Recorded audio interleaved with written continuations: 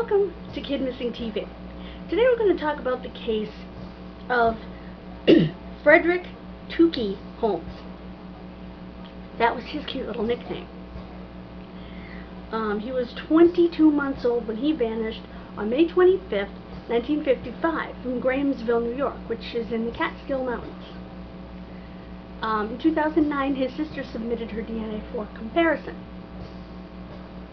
I hope her DNA went on the family DNA sites as well, because then if one of his children, for example, did their DNA, then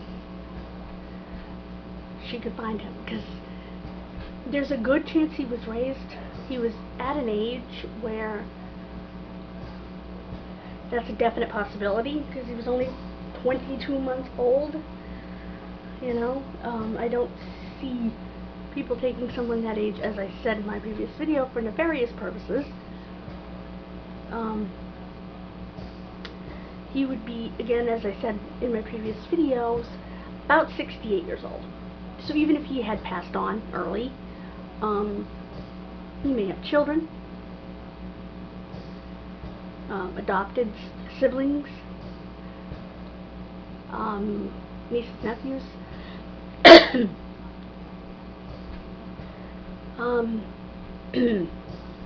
His DNA was tested against the boy in the box. It was not him, obviously.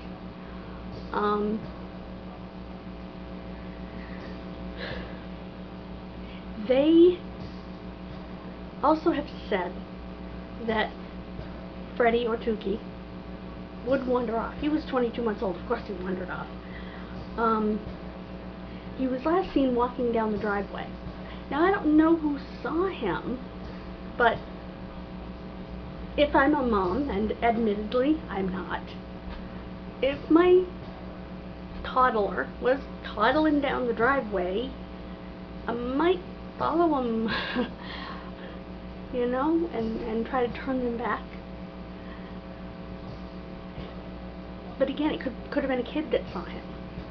You know, this was a very secluded area in the Catskills, so you wouldn't have had to worry about, and not only that, it was 1955. I can tell you, having a parent that was a child during that time period, that it was a very different time period. In 1955, my father would have been 11 years old. He would have just turned 11 the month before.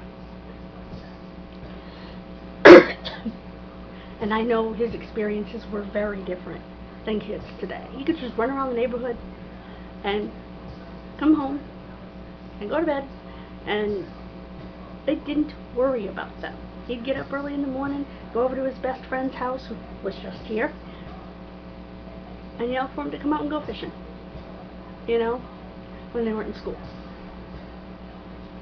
So it was a different time.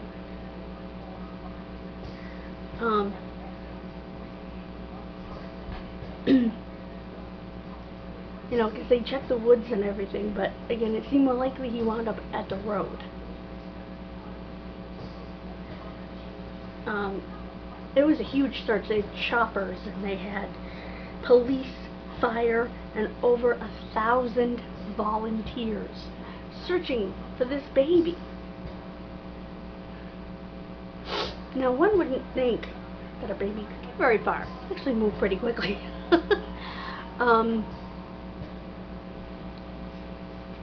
So they can get pretty far. There was someone working in the shed at their home who had seen him out playing and whatever, and didn't think anything of it. Again, time period.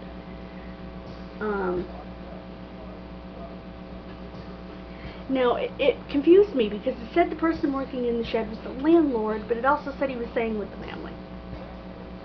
That didn't make sense. If you're familiar with this case and you understand that dynamic, let me know.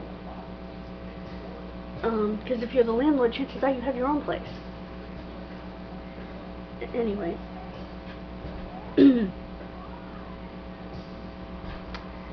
The article that I was sourcing was made private, so I couldn't get the whole darn thing. And that was part of the problem in figuring out the situation with the landlord. Again, a very rural area. Someone had to be out trolling that rural road looking for a kid alone, you know. Makes me think of either a woman who wanted a child, or a baby brokering situation such as a Georgia Tan, and there were others. There was one in California, but her name escapes me. I can see her in my head, but I can't remember her name. Something along those lines, because you're talking about a rural area and a baby wandering around, so I'm wondering if it wasn't something like that. In both scenarios, you'd be alive, so I don't know if anyone is actually actively investigating this case. I couldn't find any information on that. So I have no phone numbers for you. Except, as always, you can call 1-800-THE-LOST, which is NCMEC, the National Center for Missing and Exploited Children. Now, next time, we'll be talking about the case of Michael Burnett. He was 14 years old, and he disappeared from Oroville, California.